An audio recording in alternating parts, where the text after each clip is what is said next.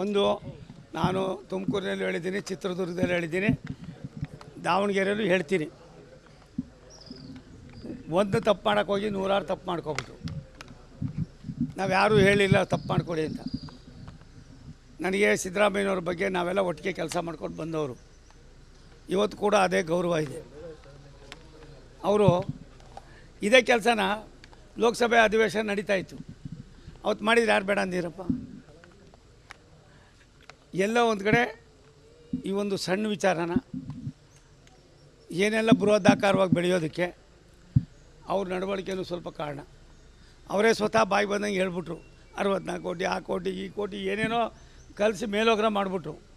ಅವ್ರ ಹತ್ರಿಂದ ಈಚೆ ಬರಬೇಕು ಅನ್ನೋದು ಒಂದೇ ಒಂದಿದ್ದರೆ, ಅವ್ರಿಗೆ ಸಿದ್ದರಾಮಯ್ಯ ಸಾಹೇಬ್ರನ್ನ ನಾನು ಹತ್ರದಲ್ಲಿ ನೋಡಿದ್ದೀನಿ. ಅವ್ರಿಗೆ ಪದೇ ಪದೇ ಹೇಳ್ತಾರೆ ನನ್ನ ನೈತಿಕತೆ. ಆ ನೈತಿಕತೆ ಇದ್ದು ಅನ್ನೋದಕ್ಕಿದ್ದರೆ ರಾಜೀನಾಮೆ ಕೊಟ್ಬಿಟ್ಟು ಎದುರಿಸಿ ತೀರ್ಮಾನ ಆದಮೇಲೆ ಮತ್ತೆ ಏನೂ ಇಲ್ಲ ಅಂತ ಬಂದರೆ ಅವ್ರ ಪಾರ್ಟಿಯವರು, ನಮ್ಮ ಸಂಬಂಧ ಇಲ್ಲ ಅದು, ಅವ್ರ ಪಾರ್ಟಿಯವ್ರು ಮನಸ್ಸು ಮಾಡಿದ್ರೆ ಅವ್ರು ಮತ್ತೆ ಚೀಫ್ ಮಿನಿಸ್ಟರ್ ಆಗಲಿ ಬೇಡ ಅನ್ನೋದಿಲ್ಲ. ಇವತ್ತಿನ ಸಂದರ್ಭದಲ್ಲಿ ಇಷ್ಟೆಲ್ಲ ಆದಮೇಲೆ ಕಾನೂನು ತನ್ನ ಕೆಲಸ ತಾನು ಮಾಡ್ತದೆ. ನಾನು ಯಾವತ್ತೂ ಕೂಡ ಅವ್ರನ್ನ ಬೇರೆಯವ್ರಂಗೆ ಮಾತಾಡೋಕ್ಕೆ ನಾನು ತಯಾರಾಗಿಲ್ಲ, ನನಗೆ ಅದರ ಅವಶ್ಯಕತೆ ಇಲ್ಲ. ಭಾರತ ಸರ್ಕಾರದ ಒಬ್ಬ ಮಂತ್ರಿಯಾಗಿ ನಾವೆಲ್ಲ ಒಟ್ಟಿಗೆ ಬೆಳೆದವರು, ನಮ್ಗಿಂತ ಹಿರಿಯೋರು. ಅವ್ರ ಬಗ್ಗೆ ಗೌರವ ಇದೆ. 2 ಬಾರಿ ಮುಖ್ಯಮಂತ್ರಿ ಆದವರು, 15 ಬಾರಿ ಬಡ್ಜೆಟನ್ನು ಮಣ್ಣೆ ಮಾಡಿದವರು. ಎಲ್ಲ ಒಂದು ಕಡೆ ಬುದ್ಧಿವಂತರು ಕೂಡ ಎಡವ್ತಾರೆ ಅನ್ನೋದಕ್ಕೆ ಒಂದು ತಪ್ಪಾದ್ಮೇಲೆ ನಾನು ಹೇಳಿದೆ, ತಮ್ಮ ಕಾಲ ಮೇಲೆ ತಾವೇ ಕಲ್ಲು ಹಾಕ್ಕೊಂಡು ಗಾಯ ಮಾಡ್ಕೊಬಿಟ್ಟಿದ್ದೀರಿ, ಅದನ್ನು ಸರಿಪಡಿಸ್ಕೊಳ್ಳಿ ಅನ್ನೋ ಮಾತನ್ನು ಕೂಡ ಹೇಳಿದೆ. ಅವರು ಅದನ್ನು ಬಿಟ್ಟು ಎಲ್ಲವನ್ನು ಕೂಡ ಮಾಡಿದ್ರು. ನನಗೆ ತಿಳಿದ ಮಟ್ಟಿಗೆ ಸಿದ್ದರಾಮಯ್ಯನವರು ಪಕ್ಷ ಅವ್ರ ತೀರ್ಮಾನ ನಮ್ಗೆ ಸಂಬಂಧ ಇಲ್ಲ. ಆದರೆ ಸಾರ್ವಜನಿಕವಾಗಿ ಇಂಥ ಒಂದು ದೊಡ್ಡ ತಪ್ಪೇನಲ್ಲ, ದೊಡ್ಡ ತಪ್ಪು ಅನ್ನೋದಕ್ಕಿಂತ ಹೆಚ್ಚಾಗಿ ಅವರು ಅವಶ್ಯಕತೆ ಇಲ್ಲದನ್ನು ಮಾಡಿ ತಗಲಾಕೊಂಡಿದ್ದಾರೆ. ತಪ್ಪಾಗಿದೆ. ಆ ತಪ್ಪಿನಿಂದ ಈಚೆ ಬರಬೇಕು, ನಾನು ಮತ್ತೆ ಎಲ್ಲ ಒಂದು ಕಡೆ ಇದಾಗಬೇಕು ಅಂದರೆ 3-4 ತಿಂಗಳು ರಾಜೀನಾಮೆ ಕೊಟ್ಟು ಇರಿ. ಅದಾದಮೇಲೆ ನಿಮ್ಮ ಪಾರ್ಟಿಯವರು ನಿಮ್ಮ ಅವಶ್ಯಕತೆ ಇದ್ದರೆ, ನಿಮ್ಮ ಪಾಪ್ಯುಲಾರಿಟಿ ಇದ್ದರೆ, ನಿಮ್ಮ ಮಾಸ್ ಲೀಡರ್ಶಿಪ್ಪನ್ನು ಮತ್ತು ಕಾಂಗ್ರೆಸ್ ಪಕ್ಷ ಉಪಯೋಗಿಸ್ಕೋಬೇಕು ಅಂದರೆ ನಿಮ್ಮನ್ನು ಕೊಡಲಿ. ಅದು ಅವ್ರಿಗೆ ಅನುಕೂಲ, ನಿಮಗೇನು ಅನುಕೂಲ ಇಲ್ಲ. ಅದನ್ನು ಅವ್ರು ಮಾಡಬೇಕಾಯ್ತದೆ. ನನ್ನ ವೈಯಕ್ತಿಕವಾಗಿ ಸಿದ್ದರಾಮಯ್ಯ ಸಾಹೇಬರು ಇಂಥ ಸಂದರ್ಭದಲ್ಲಿ ರಾಜೀನಾಮೆ ಕೊಟ್ಟು ತಮ್ಮ ನೈತಿಕತೆಯನ್ನು ಉಳಿಸ್ಕೋಬೇಕು ಅಂತ ನಾನು ನನ್ನ ಒಂದು 45 ವರ್ಷದ ಅನುಭವವನ್ನು ಹಂಚ್ಕೋತಾ ಇದ್ದೀನಿ.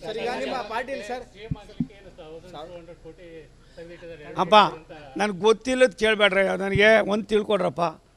ನನಗೆ ಆ ಥರದ ಭಾವನೆಗಳು ಗೊತ್ತಿಲ್ಲ. ನಾನು ಅವ್ರ ಜೊತೆ ನಾನು ಬೆಳಗ್ಗೆಯಿಂದ ಸಂಜೆ ಗಂಟ ಕಾಲಿಗೆ ಚಕ್ರ ಕಟ್ಕೊಂಡು ಕೇವಲ ಕರ್ನಾಟಕ ಸುತ್ತಾ ಇಲ್ಲ, ರಾಷ್ಟ್ರ ಸುತ್ತಾಡ್ತಾ ಇದ್ದೀನಿ.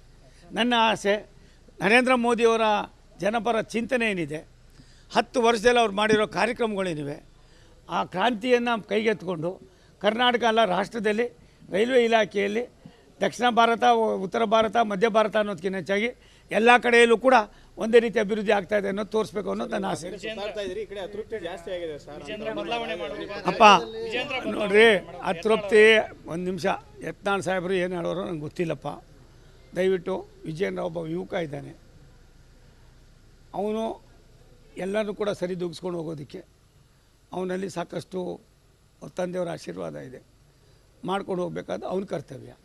ಅದು ನಾನೇನು ಮಾಡೋಕ್ಕಾಯ್ತದೆ, ನನಗೆ ಒಬ್ಬ ಕಿರಿಯ ತಮ್ಮ, ಅವನು ಅರ್ಥ ಮಾಡ್ಕೊಳ್ದವ್ರು ನಾವೇನು ಮಾಡೋಕ್ಕಾಯ್ತದೆ ಆಯ್ತು. ನನಗೆ ನಮ್ಮ ಹತ್ರ ಆ ಥರ ಇಲ್ಲ. ನಮ್ಮ ಹೈಕಮಾಂಡು ಈ ಚುನಾವಣೆ ಮುಗಿದಿದೆ, ಮಹಾರಾಷ್ಟ್ರ ಚುನಾವಣೆ ಒಳಗಡೆ ಇಲ್ಲ ಮಹಾರಾಷ್ಟ್ರ ಚುನಾವಣೆ ಆದಮೇಲೆ ಎಲ್ಲವೂ ಕೂಡ ಸಖ್ಯ ಅಂತ ಆಯ್ತದೆ. ಯಾವುದು ಬಣ್ಣನೂ ಇಲ್ಲ ಪಣ್ಣನೂ ಇಲ್ಲ, ನಡೀರಪ್ಪ. ಒಂದು ನಿಮಿಷ ತಾಳಪ್ಪ, ನಮ್ಗೆ ಚಿಂತನೆ ಇಲ್ಲರಿ, ನಾವು ಜನಗಳ ಹತ್ರ ಹೋಗ್ತಾ ಇದ್ದೀವ್ರಿ. ನಾನು ಇವಾಗ CM ಆಗಿ ಬಂದೇನಪ್ಪ. ನಾನು ಮಂತ್ರಿಯಾಗಿ ರಾಷ್ಟ್ರದ ಪ್ರಧಾನಮಂತ್ರಿ ನರೇಂದ್ರ ಮೋದಿಯವರ ಒಂದು ದೊಡ್ಡ ಆಶಾಭಾವನೆ ಏನಿದೆ ಅಭಿವೃದ್ಧಿ, ಅದನ್ನು ಕೈಗೆತ್ಕೊಂಡು ನಾವು ಬಂದಿದ್ದೀವಿ, ಅದನ್ನು ಮಾಡ್ತೀವಿ. ಯಾವ ಎಲೆಕ್ಷನ್ ಆಗಲಿ ಪರವಾಗಿಲ್ಲ, ನಮಗೆ ಮೋದಿಯವರ ಕಾರ್ಯಕ್ರಮಗಳನ್ನ ರಾಜ್ಯಕ್ಕೆ ರಾಷ್ಟ್ರಕ್ಕೆ ನಾವು ಕೊಟ್ಟಿರ್ತಕ್ಕಂಥ ಕೊಡುಗೆಯನ್ನು ಕೈಗೆ ಎತ್ಕೊಂಡು ನಾವು ಭಾರತೀಯ ಜನತಾ ಪಕ್ಷ ಚುನಾವಣೆಯನ್ನು ಎದುರಿಸ್ತೀವಿ. ಅಪ್ಪ ಒಂದು ನಿಮಿಷ ತಾಳಪ್ಪ. ನೀನು ನಾಳೆ ರಾಜಕೀಯದಲ್ಲಿ ನಿನ್ನ ಮೇಲೂ ದೂರು ಬರ್ತವೆ. ದೂರುಗಳೆಲ್ಲ ಗಂಭೀರವಾದವಲ್ಲ. ಆದರೆ ಒಂದು ಸಿದ್ದರಾಮಯ್ಯನವ್ರ ದೂರಿಗೂ ಬೇರೆಯವ್ರ ದೂರಿಗೂ ಕಂಪ್ಯಾರಿಸನ್ ಮಾಡಬೇಡ್ರಿ. Thank you. ಒಂದು ನಾನು ತುಮಕೂರಿನಲ್ಲಿ ಹೇಳಿದ್ದೀನಿ, ಚಿತ್ರದುರ್ಗದಲ್ಲಿ ಹೇಳಿದ್ದೀನಿ, ದಾವಣಗೆರೆಯಲ್ಲೂ ಹೇಳ್ತೀನಿ. ಒಂದು ತಪ್ಪು ಮಾಡೋಕ್ಕೆ ಹೋಗಿ ನೂರಾರು ತಪ್ಪು ಮಾಡ್ಕೊಬಿಟ್ರು. ನಾವು ಯಾರೂ ಹೇಳಿಲ್ಲ ತಪ್ಪು ಮಾಡಿಕೊಡಿ ಅಂತ. ನನಗೆ ಸಿದ್ದರಾಮಯ್ಯನವ್ರ ಬಗ್ಗೆ ನಾವೆಲ್ಲ ಒಟ್ಟಿಗೆ ಕೆಲಸ ಮಾಡ್ಕೊಂಡು ಬಂದವರು. ಇವತ್ತು ಕೂಡ ಅದೇ ಗೌರವ ಇದೆ. ಅವರು ಇದೇ ಕೆಲಸನ ಲೋಕಸಭೆ ಅಧಿವೇಶನ ನಡೀತಾ ಇತ್ತು, ಅವತ್ತು ಮಾಡಿದ್ರೆ ಯಾರು ಬೇಡ ಅಂದಿರಪ್ಪ. ಎಲ್ಲೋ ಒಂದು ಕಡೆ ಈ ಒಂದು ಸಣ್ಣ ವಿಚಾರನ ಏನೆಲ್ಲ ಬೃಹದಾಕಾರವಾಗಿ ಬೆಳೆಯೋದಕ್ಕೆ ಅವ್ರ ನಡವಳಿಕೆಯೂ ಸ್ವಲ್ಪ ಕಾರಣ. ಅವರೇ ಸ್ವತಃ ಬಾಯಿ ಬಂದಂಗೆ ಹೇಳ್ಬಿಟ್ರು, 64 ಕೋಟಿ ಆ ಕೋಟಿ ಈ ಕೋಟಿ ಏನೇನೋ ಕಲಿಸಿ ಮೇಲೋಗ್ರ ಮಾಡಿಬಿಟ್ರು. ಅವ್ರ ಹತ್ರಿಂದ ಈಚೆ ಬರಬೇಕು ಅನ್ನೋದು ಒಂದೇ ಒಂದಿದ್ದರೆ, ಅವ್ರಿಗೆ ಸಿದ್ದರಾಮಯ್ಯ ಸಾಹೇಬ್ರನ್ನ ನಾನು ಹತ್ರದಲ್ಲಿ ನೋಡಿದ್ದೀನಿ. ಅವ್ರಿಗೆ ಪದೇ ಪದೇ ಹೇಳ್ತಾರೆ ನನ್ನ ನೈತಿಕತೆ ನೈತಿಕತೆ. ಆ ನೈತಿಕತೆ ಇದ್ದು ಅನ್ನೋದಕ್ಕಿದ್ದರೆ ರಾಜೀನಾಮೆ ಕೊಟ್ಬಿಟ್ಟು ಎದುರಿಸಿ ತೀರ್ಮಾನ ಆದಮೇಲೆ ಮತ್ತೆ ಏನೂ ಇಲ್ಲ ಅಂತ ಬಂದರೆ ಅವ್ರ ಪಾರ್ಟಿಯವರು, ನಮ್ಮ ಸಂಬಂಧ ಇಲ್ಲ ಅದು, ಅವ್ರ ಪಾರ್ಟಿಯವ್ರು ಮನಸ್ಸು ಮಾಡಿದ್ರೆ ಅವ್ರು ಮತ್ತೆ ಚೀಫ್ ಮಿನಿಸ್ಟರ್ ಆಗಲಿ ಬೇಡ ಅನ್ನೋದಿಲ್ಲ. ಇವತ್ತಿನ ಸಂದರ್ಭದಲ್ಲಿ ಇಷ್ಟೆಲ್ಲ ಆದಮೇಲೆ ಕಾನೂನು ತನ್ನ ಕೆಲಸ ತಾನು ಮಾಡ್ತದೆ. ನಾನು ಯಾವತ್ತೂ ಕೂಡ ಅವ್ರನ್ನ ಬೇರೆಯವ್ರಂಗೆ ಮಾತಾಡೋಕ್ಕೆ ನಾನು ತಯಾರಾಗಿಲ್ಲ, ನನಗೆ ಅದರ ಅವಶ್ಯಕತೆ ಇಲ್ಲ. ಭಾರತ ಸರ್ಕಾರದ ಒಬ್ಬ ಮಂತ್ರಿಯಾಗಿ ನಾವೆಲ್ಲ ಒಟ್ಟಿಗೆ ಬೆಳೆದವರು, ನಮ್ಗಿಂತ ಹಿರಿಯೋರವರು, ಅವ್ರ ಬಗ್ಗೆ ಗೌರವ ಇದೆ. 2 ಬಾರಿ ಮುಖ್ಯಮಂತ್ರಿ ಆದವರು, 15 ಬಾರಿ ಬಡ್ಜೆಟನ್ನು ಮಣ್ಣೆ ಮಾಡಿದವರು. ಎಲ್ಲ ಒಂದು ಕಡೆ ಬುದ್ಧಿವಂತರು ಕೂಡ ಎಡವ್ತಾರೆ ಅನ್ನೋದಕ್ಕೆ ಒಂದು ತಪ್ಪಾದ್ಮೇಲೆ ನಾನು ಹೇಳಿದೆ, ತಮ್ಮ ಕಾಲ ಮೇಲೆ ತಾವೇ ಕಲ್ಲು ಹಾಕ್ಕೊಂಡು ಗಾಯ ಮಾಡ್ಕೊಬಿಟ್ಟಿದ್ದೀರಿ, ಅದನ್ನು ಸರಿಪಡಿಸ್ಕೊಳ್ಳಿ ಅನ್ನೋ ಮಾತನ್ನು ಕೂಡ ಹೇಳಿದೆ. ಅವರು ಅದನ್ನು ಬಿಟ್ಟು ಎಲ್ಲವನ್ನು ಕೂಡ ಮಾಡಿದ್ರು. ನನಗೆ ತಿಳಿದ ಮಟ್ಟಿಗೆ ಸಿದ್ದರಾಮಯ್ಯನವರು ಪಕ್ಷ ಅವ್ರ ತೀರ್ಮಾನ ನಮ್ಗೆ ಸಂಬಂಧ ಇಲ್ಲ. ಆದರೆ ಸಾರ್ವಜನಿಕವಾಗಿ ಇಂಥ ಒಂದು ದೊಡ್ಡ ತಪ್ಪೇನಲ್ಲ, ದೊಡ್ಡ ತಪ್ಪು ಅನ್ನೋದಕ್ಕಿಂತ ಹೆಚ್ಚಾಗಿ ಅವರು ಅವಶ್ಯಕತೆ ಇಲ್ಲದನ್ನು ಮಾಡಿ ತಗಲಾಕೊಂಡಿದ್ದಾರೆ. ತಪ್ಪಾಗಿದೆ. ಆ ತಪ್ಪಿನಿಂದ ಈಚೆ ಬರಬೇಕು, ನಾನು ಮತ್ತೆ ಎಲ್ಲ ಒಂದು ಕಡೆ ಇದಾಗಬೇಕು ಅಂದರೆ 3-4 ತಿಂಗಳು ರಾಜೀನಾಮೆ ಕೊಟ್ಟು ಇರಿ.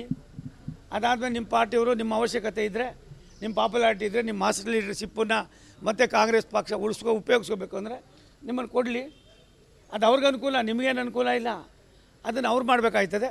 ನನ್ನ ವೈಯಕ್ತಿಕವಾಗಿ ಸಿದ್ದರಾಮಯ್ಯ ಸಾಹೇಬರು ಇಂಥ ಸಂದರ್ಭದಲ್ಲಿ ರಾಜೀನಾಮೆ ಕೊಟ್ಟು ತಮ್ಮ ನೈತಿಕತೆಯನ್ನು ಉಳಿಸ್ಕೋಬೇಕು ಅಂತ ನಾನು ನನ್ನ ಒಂದು 45 ವರ್ಷದ ಅನುಭವವನ್ನು ಹಂಚ್ಕೋತಾ ಇದ್ದೀನಿ. ಅಪ್ಪ ನನಗೆ ಗೊತ್ತಿಲ್ಲದ ಕೇಳಬೇಡ್ರಿ, ನನಗೆ ಒಂದು ತಿಳ್ಕೊಡ್ರಪ್ಪ. ನನಗೆ ಆ ಥರದ ಭಾವನೆಗಳು ಗೊತ್ತಿಲ್ಲ. ನಾನು ಅವ್ರ ಜೊತೆ ನಾನು ಬೆಳಗ್ಗೆಯಿಂದ ಸಂಜೆ ಗಂಟ ಕಾಲಿಗೆ ಚಕ್ರ ಕಟ್ಕೊಂಡು ಕೇವಲ ಕರ್ನಾಟಕ ಸುತ್ತಾ ಇಲ್ಲ, ರಾಷ್ಟ್ರ ಸುತ್ತಾಡ್ತಾ ಇದ್ದೀನಿ. ನನ್ನ ಆಸೆ ನರೇಂದ್ರ ಮೋದಿಯವರ ಜನಪರ ಚಿಂತನೆ ಏನಿದೆ, 10 ವರ್ಷದಲ್ಲಿ ಅವ್ರು ಮಾಡಿರೋ ಕಾರ್ಯಕ್ರಮಗಳೇನಿವೆ, ಆ ಕ್ರಾಂತಿಯನ್ನು ಕೈಗೆತ್ತಿಕೊಂಡು ಕರ್ನಾಟಕ ಅಲ್ಲ ರಾಷ್ಟ್ರದಲ್ಲಿ ರೈಲ್ವೆ ಇಲಾಖೆಯಲ್ಲಿ ದಕ್ಷಿಣ ಭಾರತ, ಉತ್ತರ ಭಾರತ, ಮಧ್ಯ ಭಾರತ ಅನ್ನೋದಕ್ಕಿಂತ ಹೆಚ್ಚಾಗಿ ಎಲ್ಲ ಕಡೆಯಲ್ಲೂ ಕೂಡ ಒಂದೇ ರೀತಿ ಅಭಿವೃದ್ಧಿ ಆಗ್ತಾ ಇದೆ ಅನ್ನೋದು ತೋರಿಸ್ಬೇಕು ಅನ್ನೋದು ನನ್ನ ಆಸೆ. ಅಪ್ಪ ನೋಡ್ರಿ, ಅತೃಪ್ತಿ ಒಂದು ನಿಮಿಷ. ಯತ್ನಾಳ್ ಸಾಹೇಬರು ಏನು ಹೇಳೋರು ನಂಗೆ ಗೊತ್ತಿಲ್ಲಪ್ಪ. ದಯವಿಟ್ಟು ವಿಜಯೇಂದ್ರ ಒಬ್ಬ ಯುವಕ ಇದ್ದಾನೆ, ಅವನು ಎಲ್ಲರೂ ಕೂಡ ಸರಿದೂಗಿಸ್ಕೊಂಡು ಹೋಗೋದಕ್ಕೆ ಅವನಲ್ಲಿ ಸಾಕಷ್ಟು ತಂದೆಯವರ ಆಶೀರ್ವಾದ ಇದೆ, ಮಾಡ್ಕೊಂಡು ಹೋಗ್ಬೇಕಾದ ಅವನ ಕರ್ತವ್ಯ. ಅದು ನಾನೇನು ಮಾಡೋಕ್ಕಾಯ್ತದೆ, ನನಗೆ ಒಬ್ಬ ಕಿರಿಯ ತಮ್ಮ, ಅವನು ಅರ್ಥ ಮಾಡ್ಕೊಳ್ದವ್ರು ನಾವೇನು ಮಾಡೋಕ್ಕಾಯ್ತದೆ. ಆಯ್ತು, ನನಗೆ ನಮ್ಮ ಹತ್ರ ಆ ಥರ ಇಲ್ಲ. ನಮ್ಮ ಹೈಕಮಾಂಡು ಈ ಚುನಾವಣೆ ಮುಗಿದಿದೆ, ಮಹಾರಾಷ್ಟ್ರ ಚುನಾವಣೆ ಒಳಗಡೆ ಇಲ್ಲ ಮಹಾರಾಷ್ಟ್ರ ಚುನಾವಣೆ ಆದಮೇಲೆ ಎಲ್ಲವೂ ಕೂಡ ಸಖ್ಯ ಅಂತ ಆಯ್ತದೆ. ಯಾವುದು ಬಣ್ಣನೂ ಇಲ್ಲ ಪಣ್ಣನೂ ಇಲ್ಲ, ನಡೀರಪ್ಪ. ಒಂದು ನಿಮಿಷ ತಾಳಪ್ಪ, ನಮ್ಗೆ ಚಿಂತನೆ ಇಲ್ಲರಿ, ನಾವು ಜನಗಳ ಹತ್ರ ಹೋಗ್ತಾ ಇದ್ದೀವಿ ರೀ. ನಾನು ಇವಾಗ CM ಆಗಿ ಬಂದೇನಪ್ಪ. ನಾನು ಮಂತ್ರಿಯಾಗಿ ರಾಷ್ಟ್ರದ ಪ್ರಧಾನಮಂತ್ರಿ ನರೇಂದ್ರ ಮೋದಿಯವರ ಒಂದು ದೊಡ್ಡ ಆಶಾಭಾವನೆ ಏನಿದೆ ಅಭಿವೃದ್ಧಿ, ಅದನ್ನು ಕೈಗೆತ್ಕೊಂಡು ನಾವು ಬಂದಿದ್ದೀವಿ, ಅದನ್ನು ಮಾಡ್ತೀವಿ.